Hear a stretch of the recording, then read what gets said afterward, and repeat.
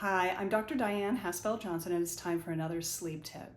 So I've been talking about personal hypnotic stories, and I want to talk to you a little bit today about this really beautiful hypnotic story that I've sometimes used in self-hypnosis, and it's been really empowering to people. So, first of all, it's really important to know that there are certain times of day that are best to set you up for good sleep and also to do self-hypnosis. And at night is one of the times, but there are other times where you can get the most powerful personal reset and gain the most mastery over your perceptions and over your sleep. So go to the link that I provide for you in the notes, and you can get some free materials, a free ebook, free video, and you can learn all about that and some other great sleep tips. So check that out. So let's talk about this story, this self-hypnosis story that you can practice on your own. And what it is, years and years ago, I was thinking about, I was feeling kind of lonely, and I had this experience where I kept moving.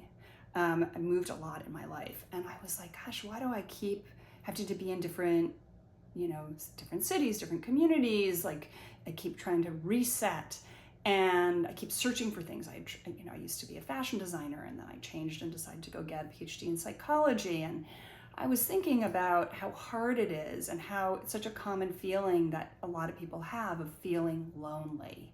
And I think, like, especially when we're lying in bed in the quiet, when we don't have all the busyness, that can kind of creep up on us. I don't know, do you feel that? Have you noticed that?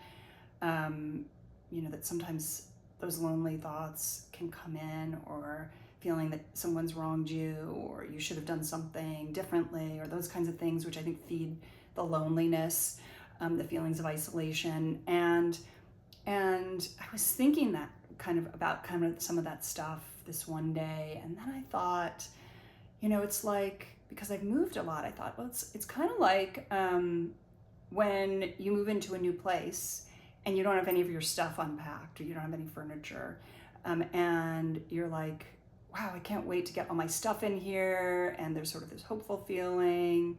And then at the same time, there's something about the space that I found to be really nice, where it's like, wow, there's no clutter. Like, I remember when I was a kid, I used to sometimes, I don't know if you ever did this, I would make a little fort, and I'd lie under a table, or I'd look up at the ceiling, and I was like, wow, there's no clutter there. Like, it's just an open space, what it would be like to walk on the ceiling or something like that.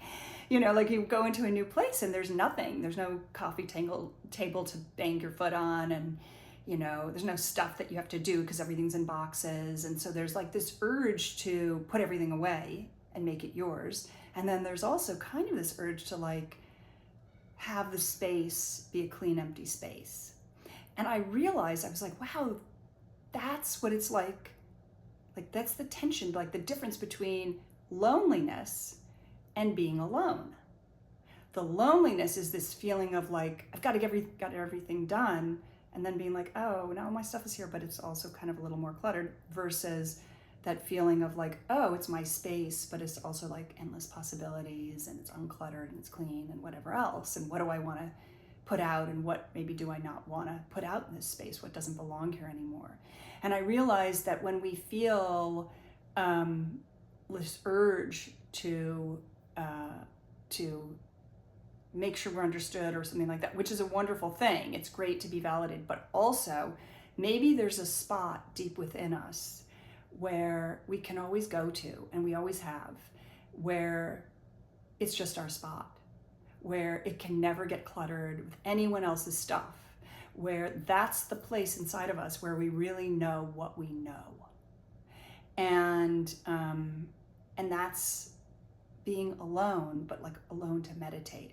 And I realized that that's the spot we touch into every time we inhale, and then pause before we exhale again. Like, we breathe in and we take in what we need, and we stop for a split second inside, and it's our space to meditate. That's how we know what we know. That's where we know what we know. And then we go exhale and put ourselves out in the world, or express out what we want to express out, or let go of what we don't need anymore. And that's what saves us, actually. So as soon as I had that thought, I mean, that was like early on, I think, when I started doing self-hypnosis, like almost probably 30 years ago, I had this thought. And it's really informed how I work with people. And the self-hypnosis audios that I included in my sleep set, my online sleep set, I often talk about that space, that in-between space. It's really important. So just think about it. And please let me know what you think. I really would love your feedback. Let me know in the comments. Let's talk about this. I'd love to hear your thoughts. And be sure to follow me, subscribe, check this space, download the free stuff, and I'll see you again soon, okay? Sweet dreams.